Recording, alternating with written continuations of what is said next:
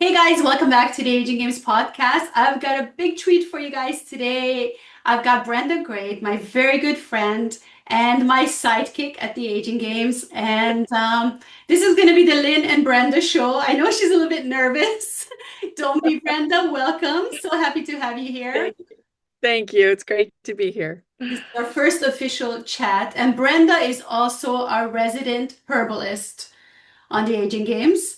And she brings so much knowledge and so much wisdom. And I mean, even though we chat every day, we never chat in a formal capacity like this podcast. So Yeah. hope you guys will enjoy this talk. Today, we're going to talk about menopause and what kind of herbs can help during menopause. I'm saying herbs because I'm Canadian. Do you say herbs or do you say herbs, Brenda? I say herbs. You do Yeah. say herbs. Okay, so Yeah, I'm also bear with us, Canadian. Americans and the rest of the world. Hope you can understand. When we say Yeah. herbs, we mean herbs. Yeah. And Herbs. she's an herbalist, not a Yeah. I'm a herbalist. herbalist. Uh, Why have the H there if you don't use it, right?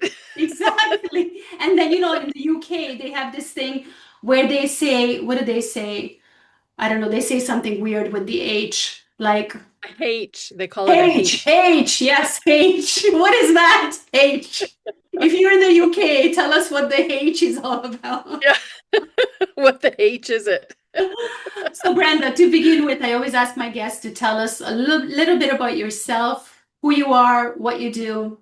Okay. Well, as you said, I'm a herbalist. I haven't always been. I started off actually in health coaching.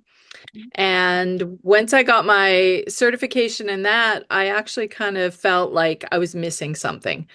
And it felt like I only had one piece of the puzzle.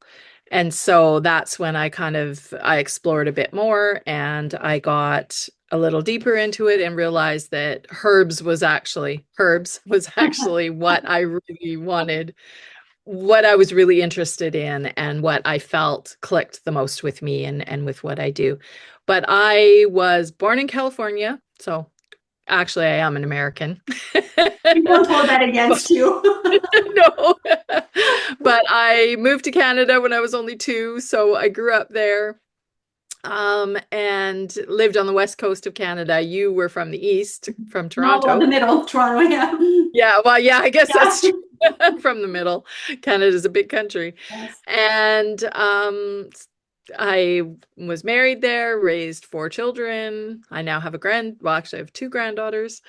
And about 2 years ago, 2.5 years ago now, my husband and I moved here to Greece. So we are living in the Mani Peninsula of the Peloponnese. Beautiful, beautiful place. And I am writing my first herbal book, How The exciting. Mediterranean Herbalist. Yeah, so That's going to that be is. awesome. Plus, I see another one of my books up on your shelf. There is So I have another written book. a book Yeah, as we'll well. have to show that to the audience after. Yeah. And I happen to have a copy of your book. Oh, nice. Thank you. Yes. And I wrote the foreword to You it. So did. it's You pretty special. did. Thank you so much Yes. for And that's that. how we met, right? Was through your book. So Exactly. that's really Exactly. exciting. And Brenda, Yeah. you must have had some health challenges in order, like usually to become a health coach Yeah. and to become interested in herbal medicine, you usually come up with some kind of issues that you're having. Was Yeah. that the case for Yeah. you? Absolutely, it was. And it started when I was only 19 years old. Oh, wow. I got married at 18 and had my first son when I was 19. And within probably about a month or two after his birth, I was sick. Like I was losing weight like crazy. I'd actually started before the pregnancy, I was 135 pounds, really good weight for my frame. I'm quite tall. And I was down to 115 pounds within a month of the birth. Wow. And I was like, something's wrong. What's going on? I had heart palpitations. I just had no energy. I could feel the oddest feeling of like my blood felt like it was racing inside of my body. It was really scary. Wow. So I went to my doctor and he diagnosed me as hyperthyroid. Mm. Hyper meaning more, as opposed to hypo. And I ended up, I talked to him about the options. He said, okay, well, you can either have your thyroid radiated, where we kill part of your thyroid by injecting it with radioactive iodine. Sounds like a real Sounds great legit. thing. Why not? Yeah. And he said, or we can do surgery and either remove your thyroid or remove part of it, or we can put you on medication for the rest of your life. And I was like, and he said, no, that's it. That's the options. And I was like, nah, that doesn't sound like very good options.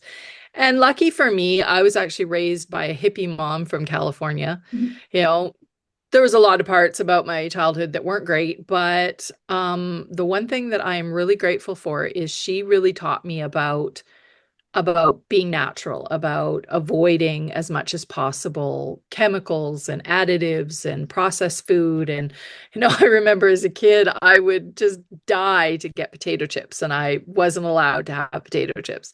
So when I go out with my friends, I would get some potato chips, and I'd be like one handful and I'd be sick to my stomach. Like it was just crazy. So as soon as I had this consult with my doctor, I went home and I just thought, there's got to be a better way. I know there's got to be a better way. And so this was, of course, in the days before the internet when you could just search, do research online. I had to go to the local library, and I got book after book after book about thyroid issues, about natural healing, about just everything about the body. Even I found this book on the body type diet, and that actually changed my thinking completely. I discovered, of course, unsurprisingly, that I'm a thyroid type. Mhm. And of course, it was my thyroid that was out of whack. Yeah. So one of the things he talked about was feeding your adrenal glands, which is the supporting gland to your thyroid. That made sense to me. From that point on, I started eating 2 eggs every day for breakfast. That was just a non-negotiable for me. And I immediately started to see, things getting better. I also kind of in my head, I thought, well, if the doctor wants to give me radioactive iodine, why don't I just take natural iodine? Like it just kind of made sense to Makes me, sense. right? So I started taking kelp because Mhm. that was one of the best sources of natural iodine. And so I took kelp every day. I changed my diet. I got rid of coffee. Haha, now I'm doing it again. Thanks, Thanks to Amy. you, Lynn, but it's going well. Good. So And I know for my thyroid especially, I really should not be drinking coffee. It really affects the thyroid. And so I got rid of coffee, I got rid of processed foods, I started eating more protein, and it was crazy how quickly I started getting better. But it was time because I had a lot of stress in my life at the time as well, and I was not dealing with some you know childhood issues and things like that, which right here, right? So it's that holding things in, not speaking, all of that kind of just sits in that area. And it's not surprising that a lot of women in my family have thyroid issues. In fact, the doctor diagnosed my mother after he diagnosed me, and she had been having issues for years, but they just never tested your thyroid back just then. didn't put it together. He just after No, he saw the problems that you you know, were having. yeah. And he was like, oh, hey, wait a minute. This is hereditary or can be hereditary. Oh, that makes sense that that's what she's going through. Hi, So, yeah.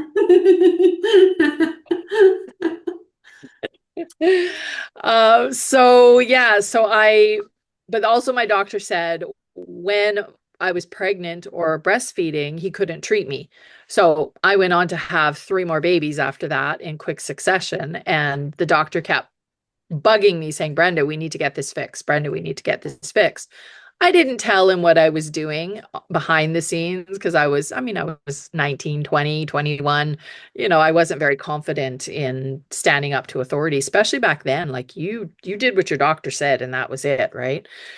And so it was actually after my third child, so after my daughter, that my doctor kind of pulled me in and he said, like, this has gone on too long. I need to send you to an internist to make sure that your body's okay, that your heart's okay, that, you're not doing damage by not dealing with this. So I was kind of like, oh, it'll be interesting to see what he says. So I go to the appointment. He does this battery of tests on me, like does a stress test on my heart, tests my blood, tests my lungs, like just everything. And at the end of it all, he brought me into his office. He sat down across this big desk from me, and I'll never forget the look on his face. He just kind of like, he just looks at me like with this so confused. And he said, I can't explain what's going on here. He said, you are perfectly fine. Your thyroid is within healthy range. He said, thyroids don't fix themselves. This doesn't make sense to me. Yeah. And I was like, okay. And I still, again, I didn't tell him what it was. I was just like, oh, okay, great. I'm glad I'm It's a okay. miracle. It's a miracle, a medical miracle. Yeah, exactly. And yeah, and of course, from that point on, I mean, I was blown away. And I think even then I had no idea just how major that was. I Yeah. did not realize how serious thyroid disease can be. Yes. And, just how kind of revolutionary it was what I was doing because nobody really did that back then in not that we ever really heard about, right? Like I said, you did what your doctor said and you took your medication and you lived with it, right? And I've kind of always been that rebel though in that sense, quiet rebel, I guess, Mhm. in the sense that if I really don't feel intuitively good about something, I just can't do it. I cannot make myself do it. So yeah, that was the beginning of the journey towards health and natural health. And also there were a few other health issues that cropped up that again, doctors couldn't help me. One of them was candida. That was a big one. Mhm. So I actually have a client right now on a candida protocol and she got back to me today and was like, wow, I the cravings are going away. And she's actually starting to crave protein and fat now. Wow. Look And at she that. was sugar galore. Like she Wow. said, I have the craziest sugar cravings and carbs. And just being, what, 23 days, she's 23 days into the protocol that I put her on, and she's already craving the things her body actually needs Isn't and that will use. amazing? So, Is she yeah, it's menopausal as well? no, no, she's actually quite young. Uh-huh. She hasn't even had children yet, so she's in her mid 20s and was struggling with weight, couldn't lose weight. She was having some reproductive issues. And yeah, and she said like 'cause she has rosacea on her face, which of course is related to the gut. Yeah. And she said even that is clearing up already within 23 days. And Yeah. she was on medication for that. Amazing. So yeah, it's exciting when you see these kinds of things that, it looks like it's so simple and it's so, well, how can that little plant actually do these things? But I always try to remind people, where do you think pharmaceuticals came from in the first place? Exactly. Exactly. I mean, Yeah. aspirin from white willow, there's little Exactly. things. White willow is my favorite. I mean, anytime I have a headache, actually, my favorite use for it is Mhm. when I have like if you move a certain way, when you're getting to our age, move a certain way and you pull a muscle and you get that like little twinge. And then for days after, I used to have like where I'm slowly, slowly trying to get back to normal. I drink 1 cup of white willow bark with cramp bark. I Mhm. make a tea with 1 teaspoon of each of them. And it's literally like I don't have that recovery period anymore. It Wow. reduces the inflammation, it takes the pain away, and my back is just better. That Like is I've so never cool. experienced that How does before. how does it taste? Because I've only ever taken it in a capsule. It's actually not bad. The other day, because usually I will put a little bit of honey in most of my teas, unless I specifically need the bitter, because sometimes your body needs that bitter to actually trigger, the healing. Yeah. But the other day I actually had it alone without any honey and it was fine. It was a little bitter, but I didn't mind it. So, And yeah. what was the calling towards herbal medicine? Because there's homeopathy, naturopathy, there are so many different branches, so many different things that we can study. What was it about herbs that really drew you in? That's a really good question. I don't know if I can answer specifically. Except maybe to get a little bit woo on you and say, I think in Yeah. my previous life, I was always a herbalist. because as soon as I started working with plants, it was just this knowing that I knew what to do. I actually, as I did my training and then started putting the science behind the stuff I was already doing, I discovered that the stuff I was creating, because I was making different like syrups, and I made this pain salve, and I made one of the main ingredients I used was dandelion flowers in Mm, oil. I did a maceration. yeah, And it wasn't until later that I discovered why that just seemed right to me, because they're analgesic, not strongly like say willow or something, but they're very specific to like joint pain and inflammation and stuff like that. So all of these remedies and things that I was making that I literally couldn't keep in stock, especially that pain salve. yeah, Um, it just, I was doing it intuitively and then later discovering that that's literally what the plants did. So I know it's almost like I just knew. And then as I got more into it, I was like, I want that scientific basis. I want to understand why these things work a little better.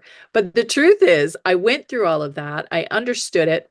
And I mean, yes, now when I prescribe things to a client or something, I mean, I'm obviously doing it from a scientific basis and making sure the doses are right and everything, but it's still the intuitive understanding that drives me.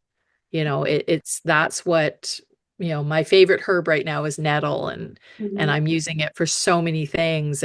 But I, like, as I was writing in my book, the plants are my teachers. And this is something that I've come into this understanding of herbalism being a relationship. So the plants are teaching me things, mhm, such as with nettle. One of the things that I've started doing, which is a very old remedy, is urtication, mhm. which I'm sure you know all about Yes. that. I used it on Chad, my husband, Tell and us what it is for those who might not know. yeah, I will. So, urtication is where you take stinging nettle, and their stings can be quite painful. You take stinging nettle and you slap an area that, like, say, a joint, like a knee joint, your toe joints, or any your hands or wrists, like any joints that have inflammation and pain, like especially arthritis. It's wonderful for arthritis. So you sting the heck out of that area, and it's not comfortable. But what it does is it draws the blood to the surface, and it's also antihistamine. It creates a histamine response. So it just I don't fully understand how it's possible that it works so well, because Chad had broken his hand quite a few years ago, and he was starting to get like where it would click and it would stick, and he works with his hands. He needs full use of his hands. So I was like, okay, you want to try this?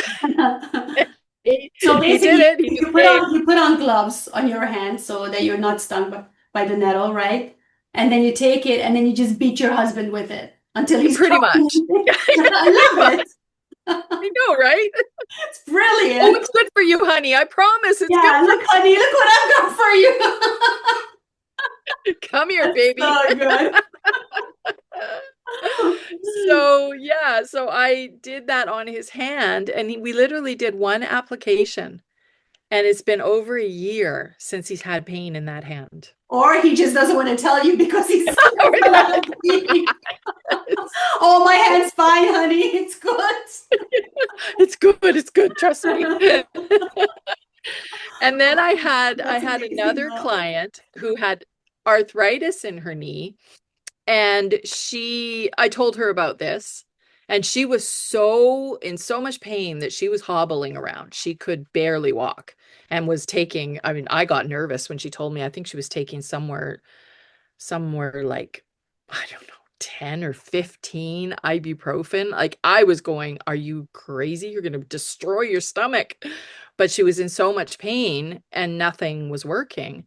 And she wasn't even one of my herbal clients. She was just a different client and a friend. And I said, we did this with Chad, and she said, well, I do have nettle in my back field. And I was like, yeah, well, we'll see if you do it. she came back to me about a month later and she said, I did it. I was like, you did it? She said, I did. And she said, no pain. I'm walking around so comfortable and my knee feels great. That's amazing. And also that it's not just temporary pain relief, Yeah, but exactly. long-term pain relief. Like that's crazy. So I mean, I it really think for shows some, the power of herbs and herbal well, medicine. yeah, exactly. I think for some people, if they have really intense, bad, maybe rheumatoid arthritis or something really intense, I think it can bring relief for maybe, weeks or a couple of months or something. And sometimes they have to repeat it.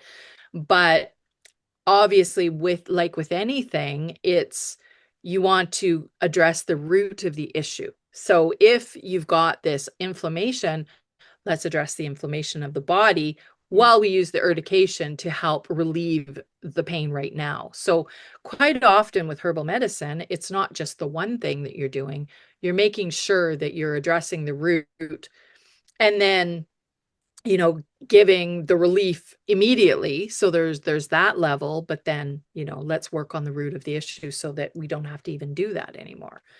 So yeah. incredible. So let's talk Yeah. menopause. Oh yeah, let's Oh talk yeah. menopause. Um, so where do we begin? Should we start with the herbs or should we start with, is menopause even a disease as it's looked at in the Western world? Or how much is it related to lifestyle? Why is it that it doesn't even exist in certain cultures? Like, what's your view on menopause? Well, it's definitely been shaped and changed as I've gone through menopause myself, for sure. Because when I was menstruating throughout my life, I always had like a heavier cycle, but I was always pretty much PMS free. Mhm. So I really didn't have any understanding, I think, of kind of what women can go through. Yeah, I mean, I even remember sometimes looking at my sisters or friends and just like, oh my God, like relax, it's not that bad, but now I Yeah. understand it can be really bad, right? And so when I started going into menopause, I was kind of shocked at the change. I actually was getting quite symptomatic. I was under a lot of stress at the time. My diet wasn't the best at the time. I was still living in Canada. And um I was just like, what is this? What is going on? And the biggest thing for me was my mood. That was probably the worst part because I've always been this pretty even keel, happy Yeah. person, nothing really. I don't know. I used to be where I'd have a bad mood once in a blue moon and I'd even shock myself. I'd be like, "Oh my God. Like why Yeah. am I in a bad mood? This feels weird." And then it felt like I flipped, where I was in a bad mood most of the time. And I thought, like, what? This isn't me. I Yeah. don't even like myself anymore. What is this?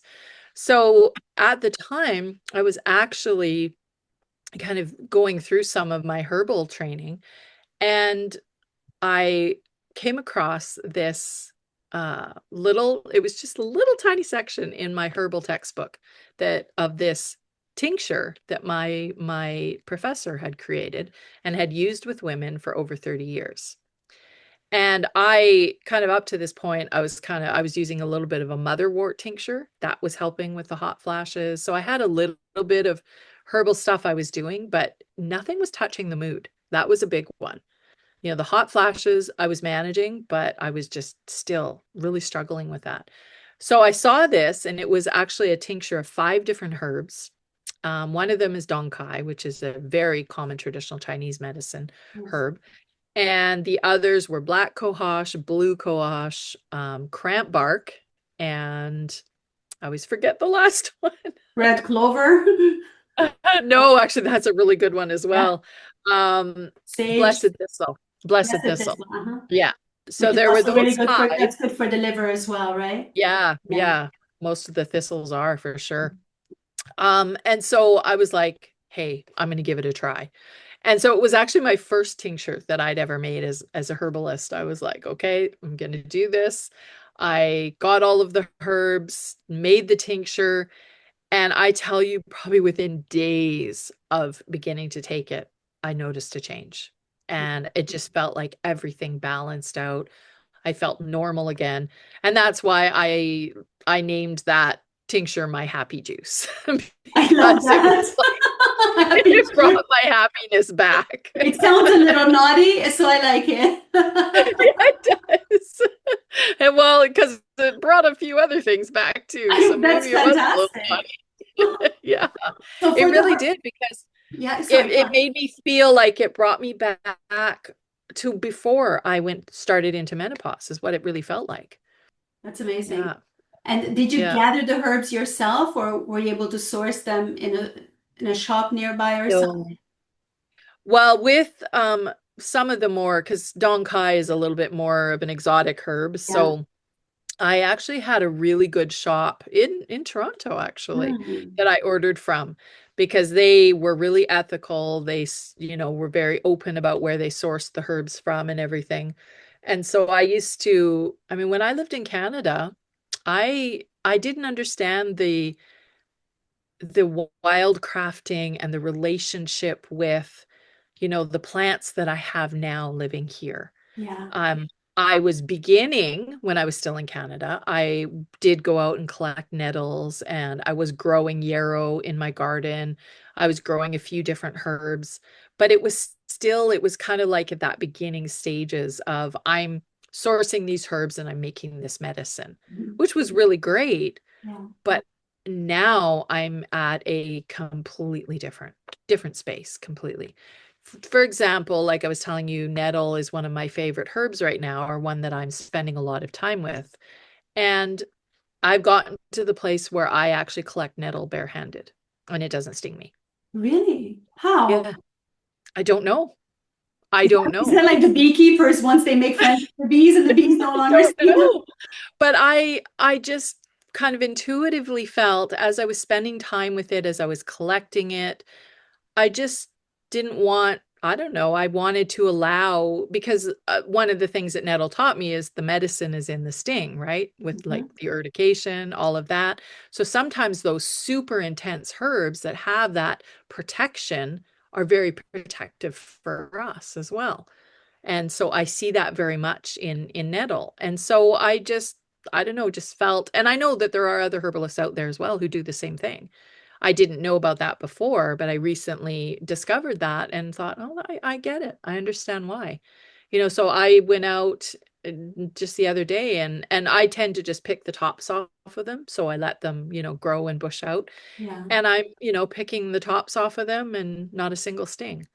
Wow. Whereas, even maybe a little while ago, I was doing it barehanded, but once in a while I'd get a sting. And now it's, I don't know. I can't explain it exactly, but I think it's pretty cool. That is really cool. And they also say that herbs will make the compounds or the chemicals that your body actually needs. So it's not Yeah. like, which I found so fascinating. I don't really understand how it works, but Yeah. like in my heart, it makes sense that it's giving you exactly what your body needs at the time. Yeah. Yeah, because it's a relationship. Yeah. So, when you asked about what herbs, like kind of how I got into herbalism, one of the things that really got me was when I first was kind of getting that interest and I was reading about herbs. I read in this one thing where somebody said, how did the first people find out what herbs do? How did they, because they didn't have microscopes and, extraction techniques and all of these different things. They just had the plants and their bodies. Mhm. And so somebody answered the question and said it was, well, the plants told them. And I was kind of like, I was really skeptical. The Yeah. plants told you, like, how do the plants tell you? That doesn't make sense to me. But I was like, I'm going to try. I'm going to see. I'm going to see if these plants will talk to me. So I went out into my back garden and I had a bunch of different plants growing wild. And so I picked a couple of different plants that I didn't know what they were. And I brought them into the kitchen and I had my iPhone app as a backup to see if I could figure this out. And the very first one I picked up had white daisy-like flowers. So it's like part of the Aster family. And I picked it up, brought it to my nose, and I literally had a full body reaction, a visceral reaction of, oh, I need this plant. And I kind of was like, what the heck was that? Like, it just shocked me. So then I looked up on my app what this plant was, and it was feverfew. Mhm. And the number one use of feverfew, well, one of the number one uses is migraines. And I have suffered from migraines my whole life. Not anymore, but yeah. And that was it for me. I was sold. I was like, my body knew, just like you said, the plants give you the medicine that you need. My body instantly recognized the medicine in that plant and that it was something that I needed. And it spoke to you. And It's it spoke to me. amazing. So Exactly. So beautiful. then I understood they don't speak to you like we speak to each other. They speak The to you in, reaction, your body's yeah, a reaction to different way. Yeah, like we're kind of energetically connected and exactly. you might not feel it, you might not even know what's going on, but the healing is taking place. Yeah. Do you think like when we're buying like herbal supplements that are already in capsules and things like that, do they hold that same kind of energy as, when you're making the tinctures and everything yourself at home? Well, that's a really good question, actually. It's a really good question because I mean, I think it really depends on a few different factors. I think it depends on the way that the the product or the herbs were prepared, I mean, if it's big manufacturing, honestly, truthfully, I don't think there's going to be as much Yeah. of that energy left in the herbs and in the supplements, which is why I really think it's good to either gather them yourselves and prepare your own medicine, because that's kind of my focus with my book, with my clients, with anybody that I talk to. I'm a teacher at heart. Mhm. So just like the plants teach me, I want to teach people to get their own medicine, to connect with the plants themselves, to really, because that's the most powerful. Yeah. When you have a relationship with the plant, because like before I go to gather, I will tell the plant what it is I'm gathering it for. This is the medicine that I want to make. I always ask for permission before I take the plant. Usually, most times it'll say yes, but a couple of times I've been told no. And so I didn't gather. Um, but I always, because I see it as an energy exchange, so I always leave. My favorite thing is to leave a little piece of my hair with the plant. Oh, So I take some of the plant and I give some of me. So there's that energy exchange. And I always, thank the plant for sharing with me, this is what I'm going to do with it. And I never take more than about a third of the plant. And always, if leave roots intact unless I absolutely need the roots, but then I will only take maybe a quarter. So I'm very cautious of, I want to make sure that those plants are going to keep growing, and I only take what I'm going to use as well, because I don't want to waste, and that's so beautiful. I love that so much. Oh, wow. Brenda, but for somebody who is not knowledgeable of herbs, is it safe for them to go out and gather herbs and start taking them, or is it better to do it under the guidance of someone who knows what they're doing? Well, to begin with, definitely, I would say join a herbal group, because they can be great to teach you the knowledge that they have of your local area. That's something I'm trying to do here because we've only been Mhm. here a short while. And I know that there's a herbal group, so I'm very excited about Oh, wow, getting that's really cool. involved I've with never them. heard of a herbal group in my area, but Yeah. no, that Yeah, sounds they go for amazing. walks and they gather herbs together and teach about, these are the herbs that, and these are the traditional uses, especially when you live somewhere here where there's, centuries of history. And Yeah. I did yeah. New So Zealand with the Maori. I went out into the bush and gathered herbs and stuff, and it was wow, but not that since was then, but that amazing. is so amazing. Yeah. So when you work with people, for example, somebody comes to you, I come to you, I come with my menopausal symptoms. How how do you begin? Where do you start with the consultation? Are you able to ship the herbs to them, or do you make recommendations as to what to take? Do you also offer lifestyle changes? Yes, absolutely. And that's actually where I'll turn my light on here so it's not so dark. That's actually where the life coach or the health coaching comes in handy because I've got pretty much across the board, understanding of the holistic part of this. So how I begin is I do a full health history. And usually I give the person an intake form to fill out, and like it's 2 pages, lots of information. And some of the things that I want to know, obviously, why are you coming to see me? What are the issues? But also, are you on any medications? Have you had any surgeries? What's your reproductive history like? And then what is your blood type? What is your body type?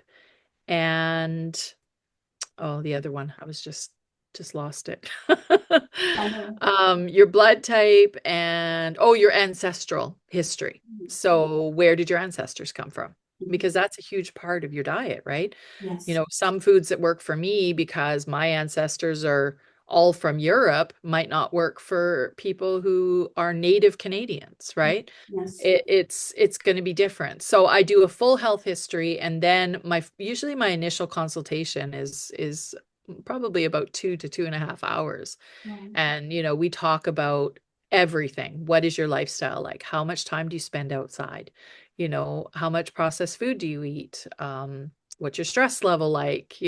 What's your mental health situation? So, because all of those things impact our bodies, especially when you're talking menopause, because anything that has to do with hormones, you know, because the slightest thing can throw things out of whack. Right. So, and in my time, knowing you and working with you, I have incorporated a lot of the things that you share into not only my own life, but my practice as well. So one of the things I talk to people about all the time now is how much sunlight are you getting in the morning? You Yes. know, your circadian rhythm, how important that is, things like that. So when I do a consultation, like I did with this client that I'm working with right now, because as we did our consultation, I recognized the signs of candida. Mhm. So we actually had a second consultation to do a candida questionnaire and go through it in real detail. And she was very, very high on the questionnaire. So that's when we decided to do a candida protocol before we did anything else. Yes. And and in my mind, I'm thinking this is probably going to be dealing with most of the issues, which I'm already seeing happen. So, it's that can get to the root of what's really going on, because somebody might come and say, well, like she said, I've got rosacea, I have this inflammation, or I have brain fog, or I have this or that. But over time of working with people, it's like all of these pieces sort of click together and you go, okay, that kind of sounds like candida to me. Yeah. Right? Absolutely. So, And that will yeah, also make menopausal symptoms worse if somebody's suffering from candida. Mold, any of absolutely. these things that are not being addressed will obviously make Yeah, the symptoms much yeah, worse. So exactly. back to your happy juice, your naughty juice. Is this something that's available, or is it something they can order from you, or people can make it for themselves at home? Well, that's a tough one because I actually went looking for it myself because I wanted to